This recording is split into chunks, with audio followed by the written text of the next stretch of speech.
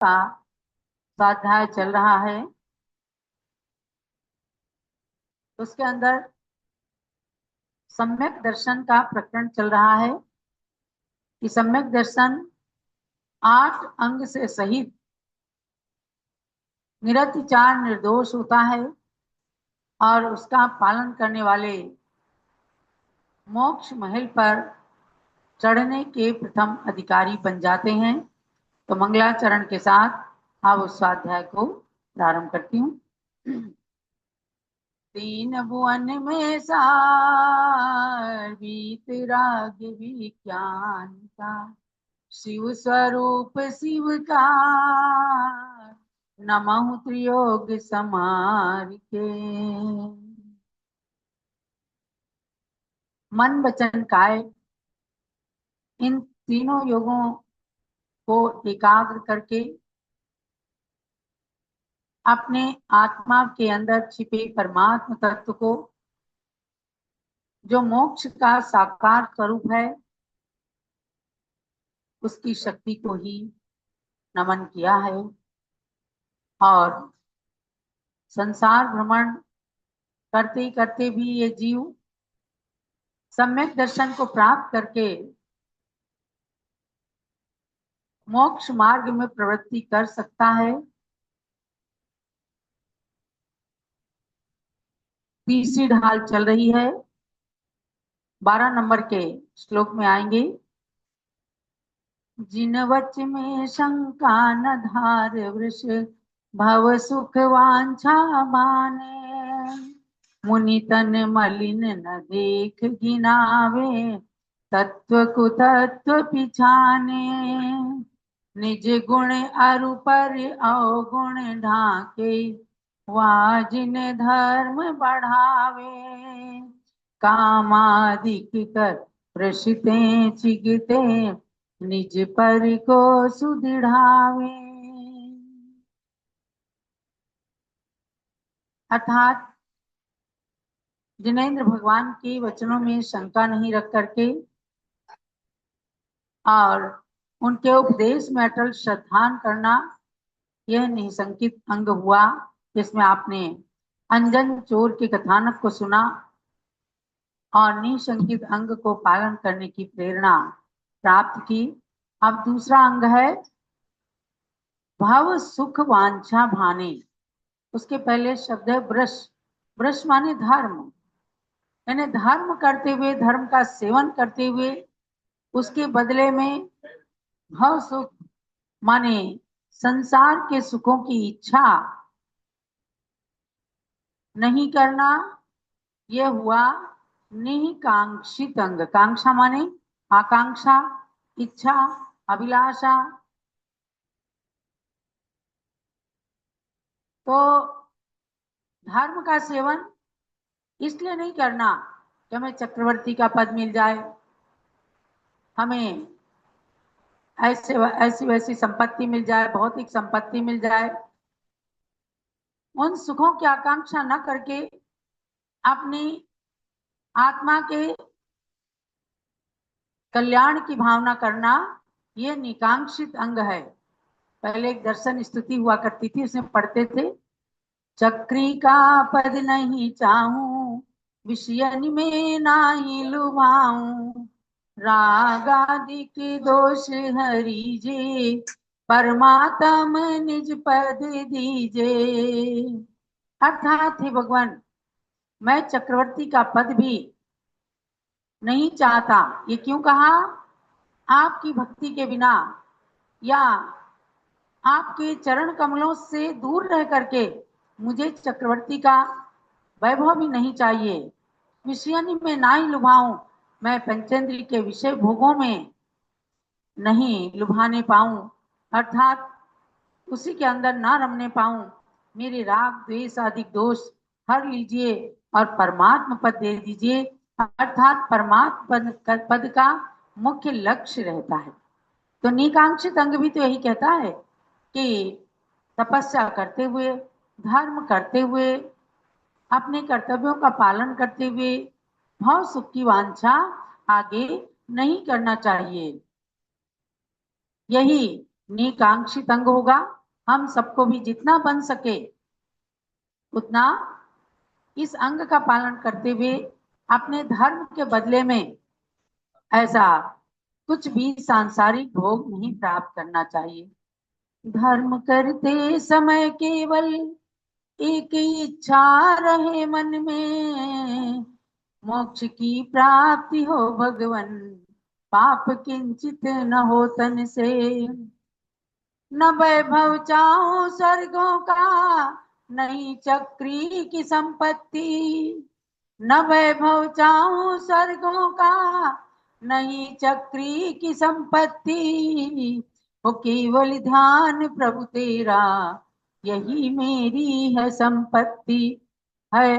हो केवल ध्यान प्रभु तेरा, मेरी त्रैलोक की संपत्ति। पलेगा सम्यक दर्शन का, तभी निकांक्षित अंग मेरा। अनंत मति कन्या के सदृश, रहे मजबूत मन मेरा।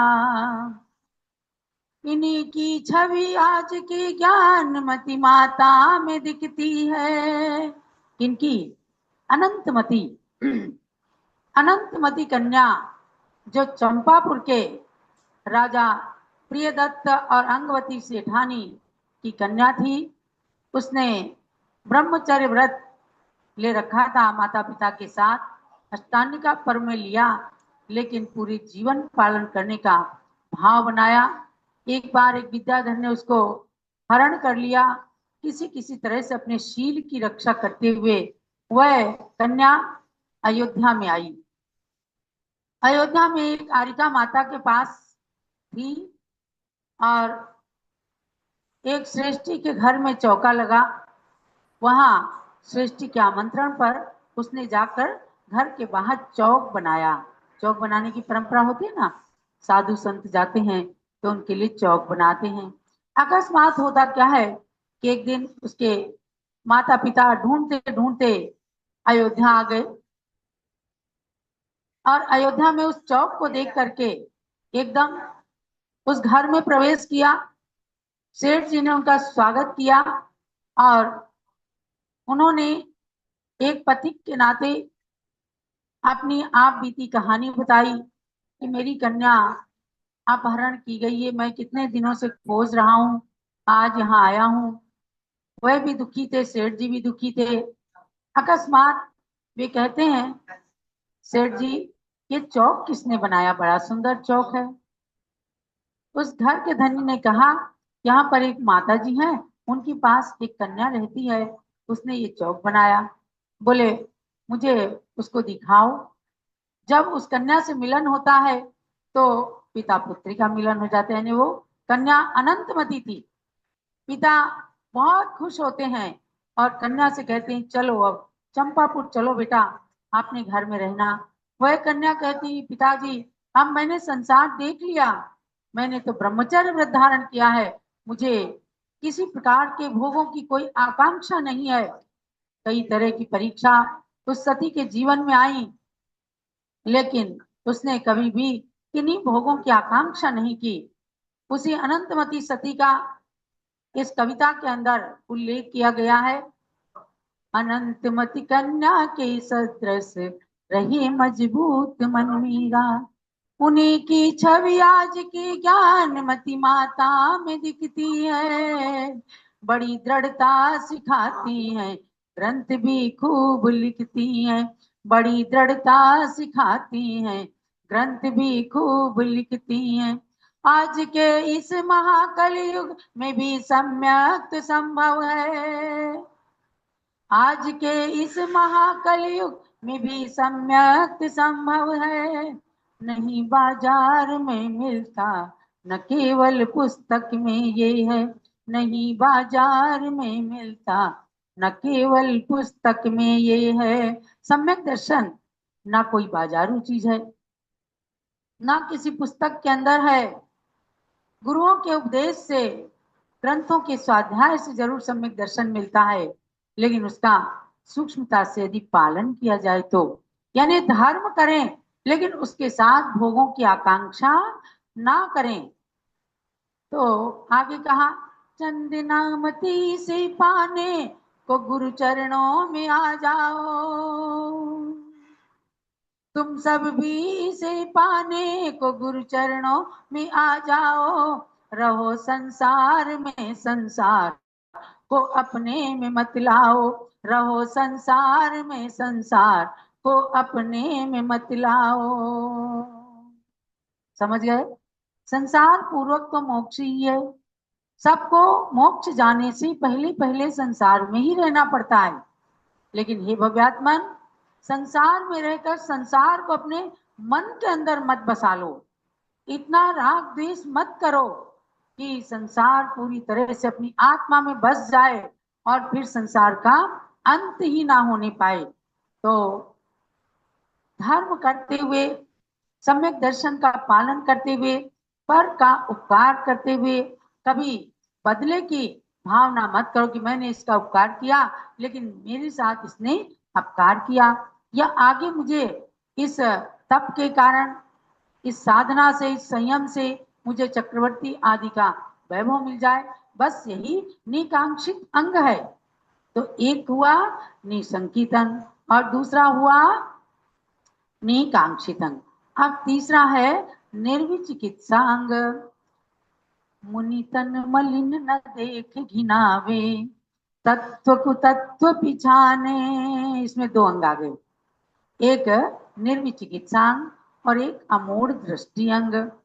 तो निर्विचिकित्सा अंग माने विचिकित्सा माने ग्लानि, और निर्विचिकित्सा माने ग्लानि नहीं करना। किसमें ग्लानि नहीं करना? मुनियों के मलिन तन को देख करके और उनके प्रति ग्लानि, घृणा नहीं करना। तन से वे मलिन हो सकते हैं लेकिन मन से वे एकदम उज्जवल, स्वच्छ, पवित्र होते हैं। इसीलिए तो कहा कि ब्रह्मचारी सदा शुचि ही। ब्रह्मचारी, अखंड ब्रह्मचर्य का पालन करने वाले महामुनिराज हमेशा पवित्र रहते हैं। आप देखो, स्नान नहीं करते तो भी जाके भगवान को छूते हैं कि नहीं? क्योंकि रत्नत्रय से उनका शरीर सदा पवित्र है। इतना पवित्र है कि उनके शरीर से आप उनके पार्थिव शरीर की भी वंदना करते हैं। उनके पार्थिव शरीर की भी वंदना करते हैं, भक्ति पाठ करके, सिद्ध भक्ति, चारित्र भक्ति, योगी भक्ति आदि पढ़ करके वंदना करते हैं। ऐसा जो पवित्र रत्नत्रय से पवित्र शरीर है, ऐसे मुनियों के मलिन शरीर में भी घृणा नहीं करना। तो निर्विचिकित्सा अंग का पालन हो जाता है। भाई, सम्यक दर्शन इस पंचम काल में हो सकता है, इसमें कोई संदेह वाली बात नहीं है। लेकिन उसके साथ शर्त ये है कि हमें सम्यक दर्शन हो गया, अब उसके अंदर निर्मलता कैसे आए? कभी कभी दोष लग जाते हैं, अतिचार लग जाते हैं, कहीं हमने किसी की प्रशंसा कर दी, कहीं बिना कारण हमने कुगुरुओं की संगति कर ली, तो सम्यक दर्शन में मलिनता आ जाती है। या अच्छे भले मुनियों के शरीर को देखकर ग्लानि आ गई, नहीं। चिकित्सा यानी ग्लानि नहीं करना, यही निर्विचिकित्सा अंग है। जगत में सज्जन और दुर्जन सभी रहते सदा से हैं। जगत में सज्जन और दुर्जन सभी रहते सदा से हैं। तभी कुछ लोग अच्छे और बुरे की पहचान करते हैं। अगर रातें नहीं होती तो दिन की कीमत ना होती। अगर रातें नहीं होती तो दिन की कीमत ना होती। अंधेरे से ही उजियाले का हम एहसास करते हैं। अंधेरे से ही उजियाले का हम एहसास करते हैं। रात के बाद दिन आता है, जब अंधकार है तभी उजाले की कीमत होती है, उजाले का मूल्यांकन होता है। इसी प्रकार से अगर दुर्जन ना हो तो सज्जन की कीमत कैसे होगी? तो सज्जन और दुर्जन हमेशा रहते हैं। निर्विचिकित्सा अंग की बात कर रही हूँ। ग्लानि करने वाले, घृणा करने वाले एक से एक हैं। और दूसरों की सेवा करने वाले वो भी बहुत है। देखो आज भारत देश और दुनिया भर के अंदर क्रिश्चियनिटी क्यों छा गई, क्यों छा गई कि सड़क चलते अगर एक कुत्ता भी बीमार है तो उसको भी ला करके साफ सफाई करके उसकी सेवा करते हैं। सेवा धर्म को उन्होंने अपना प्रमुख धर्म बना लिया। आज पूरी दुनिया के अंदर क्रिश्चियनिटी छा गई। लेकिन हमारे आचार्यों ने कहा है कि आप पाप से घृणा करो, पापी से मत करो, यानी गुणों को ग्रहण करो, अवगुणों को छोड़ दो। यही तो निर्विचिकित्सा अंग है। और फिर रत्नत्रयधारी मुनियों के प्रति उनको तो जितना सेवा करते हैं उतना ही अच्छा है। नहीं नफरत करो उनसे बुरे जो तुमको लगते हैं, नहीं नफरत करो उनसे बुरे जो तुमको लगते हैं, जो तुमको अच्छे लगते वे बुरे भी तो हो सकते हैं, जो तुमको अच्छे लगते वे बुरे भी तो हो सकते हैं। हम हमारी किसी से मित्रता है, वे हमें अच्छे लगते हैं, लेकिन उनके अंदर भी तो कोई बुराई होगी। और हम जिनको बुरा समझते हैं उनके अंदर भी तो कोई अच्छाई होगी। तो अच्छाई की कीमत करें। न कुछ अच्छा बुरा जग में ये सब चिंतन की बातें हैं, न कुछ अच्छा बुरा जग में ये सब चिंतन की बातें हैं। यदि हम अच्छे हैं तो सब हमें अच्छे ही लगते हैं, यदि हम अच्छे हैं तो सब हमें अच्छे ही लगते हैं। अगर हम अच्छे हैं तो सब अच्छे हैं। एक सासू ने आके हमसे कहा कि माता जी मेरी बहू बहुत अच्छी है, बहुत अच्छी है। हमने कहा देखो आप अच्छी हो इसलिए बहू भी अच्छी है, थोड़ा बुरा बर्ताव करके देखो फिर क्या होता है, वही भी बुरी हो जाएगी। कितने ही लोग जब एक दूसरे की बुराई करते हैं तो उन्हें भी ये सोचना चाहिए अगर हम अच्छे बन जाएं तो दुनिया अच्छी हो जाएगी। इसलिए एक लेखक ने लिखा देयर इज नथिंग गुड और bad but thinking makes it so. अर्थात कोई भी चीज संसार के अंदर बुरी नहीं अच्छी नहीं, हमारी सोच अच्छा और बुरा उसको बना देती है। आज ये पंखे हमें अच्छे लग रहे हैं, पंखे वही रहेंगे, लेकिन सर्दी में इनकी हवा बुरी लगने लगेगी, है कि नहीं। तो अपनी सोच को बदलना, यदि हम अच्छे हैं तो सब लोग अच्छे ही हैं। सबसे अपवित्र है अपनी काया उसको करो पावन। 7 धातुओं से अपावन अशुचि अपवित्र शरीर है, मलमूत्र का घर है। सबसे अपवित्र है अपनी काया उसको करो पावन। रत्न त्रयधारी मुनियों का सदा रहता है तन पावन, रत्न त्रयधारी मुनियों का सदा रहता है तन पावन। राजा उद्यान के सदृश न मुनि के प्रति घृणा करना। राजा उद्यान प्रसिद्ध हो गए, देवता भी उनकी परीक्षा करने आए, मुनि का वेश धारण करके बड़ी भक्ति से आहार दिया। उन्होंने तुरंत बड़ी दुर्गंध युक्त वमन कर दिया, लेकिन एकदम निर्विचिकित्सा अंग का पालन करते हुए उद्यान राजा ने उनके शरीर को साफ किया और अपनी निंदा की, आज जरूर मेरे आहार में कोई कमी है।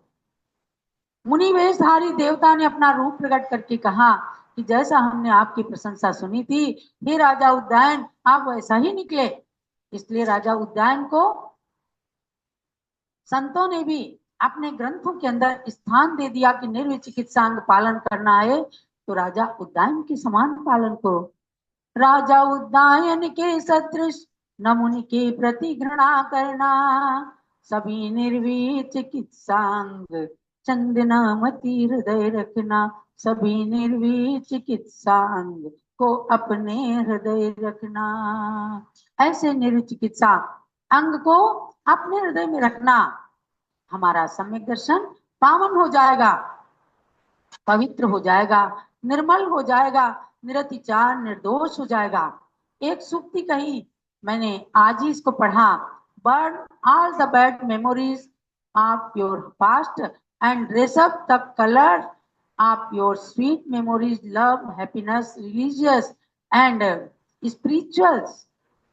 आप अपनी बैड मेमोरी जितनी है उनको जला दो, और अच्छी मेमोरी जितनी है जीवन की उनको ड्रेसअप, उनके साथ एकदम अपडेट हो जाओ। और उन अच्छी अच्छी मेमोरीज को, हमने कब भक्ति की, हमने कब यात्रा किया, हमारे को कब किससे अच्छा अच्छा प्रेम मिला, हमने कौन से मित्र का उपकार किया, हमारे को किसने उपकृत किया, ये सब स्वीट मेमोरीज हैं। उससे संसार के अंदर, अपने शरीर के अंदर हैप्पीनेस, खुश खुश होंगे आप, खुशी आएगी। एक दीदी आई यहाँ पर, उन्होंने कहा हम हैप्पी हार्मोन्स पे पीएचडी कर रहे हैं। बहुत अच्छा सब्जेक्ट लगा।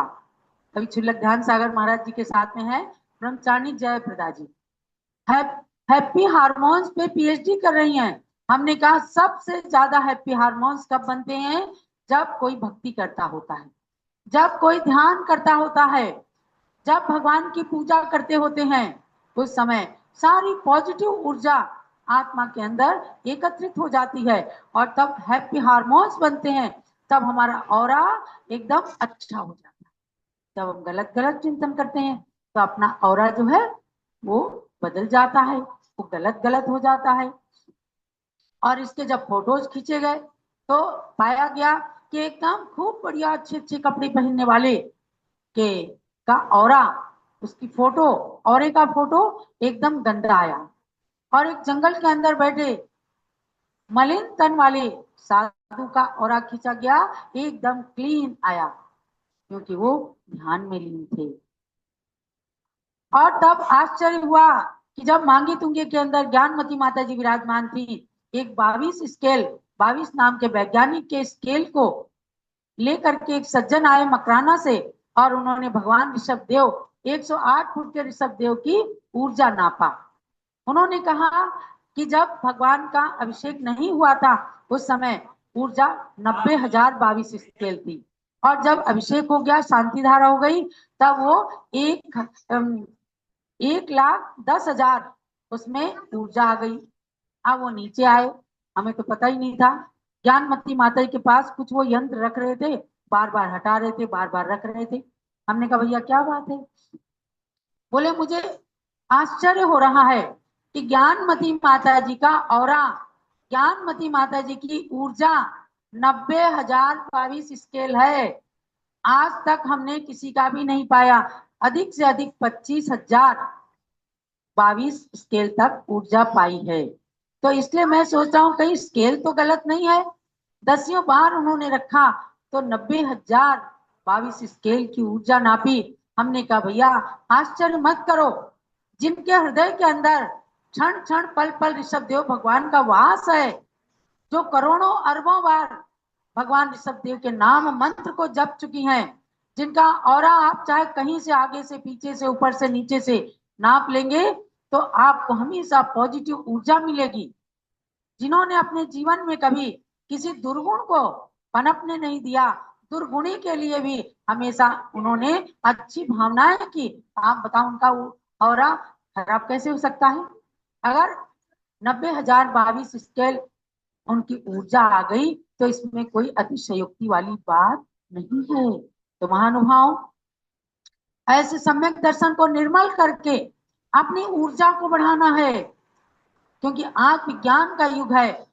पुण्य की बात जब कोई नहीं जानता तो भी कम से कम बॉडी की एनर्जी को तो सब लोग स्वीकार करते हैं।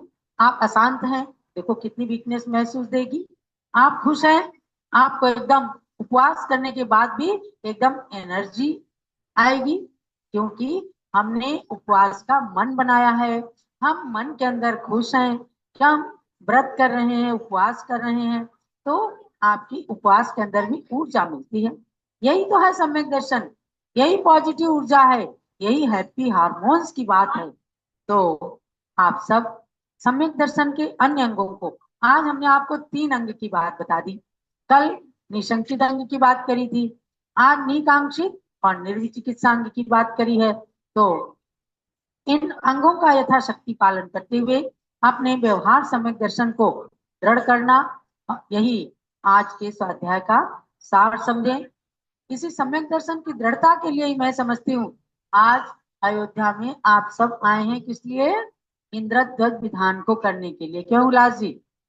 कि हमें इंद्रध्वज विधान के माध्यम से अयोध्या में रहते हुए भी हम मध्य लोक के तमाम अकृत्रिम चैत्यालयों की वंदना करेंगे। रोज ज्ञानमती माता आपको यात्रा कराएंगी।